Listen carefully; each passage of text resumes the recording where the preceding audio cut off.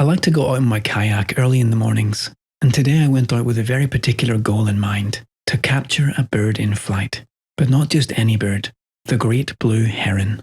There are a few of them living down by the water. Some days I see one, some days I see 2 or 3, and other days none at all. I've captured them with my little action cameras, but whenever I get close to one, it flies away. So today I'm taking my big camera with me in the hope to capture one in flight. I'm not typically all that into birds. I like hummingbirds. Blue jays annoy me because of their sound. I've rescued a few injured birds before, woodpeckers and such. But the Great Blue Heron is different. Ever since I took up kayaking, these enormous bluish-grey birds have stayed nearby as I make my way along the creek. I often see them standing on the edge or perched on a branch, quietly observing me, perhaps trying to understand what kind of animal I might be. There are no visible differences between the males and the females, though males tend to be larger than females of equal age.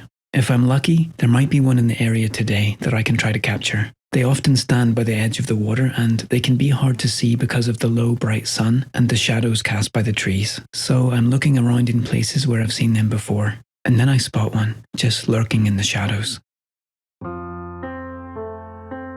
This is a good sign. All I need to do now is stay close but not too close. Let her get comfortable with my presence and just wait for her or him to fly. I waited for a while and unfortunately she disappeared into the woods. So I journeyed onward up the creek, scanning the area with my zoom lens.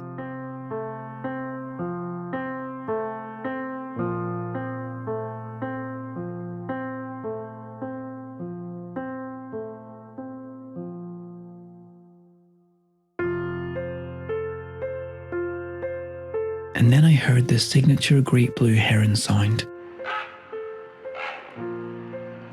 There was another one in the distance on the other side of the creek. I headed in that direction, slowly, quietly, and when I arrived, I stayed with her for the next 10 minutes or so, hoping she would take flight and I'd be able to capture it. She relocated a few times with some short hops. I guess she was trying to keep a safe distance from me, and then she relaxed and didn't seem to mind me being there. So I waited patiently with my camera in hand.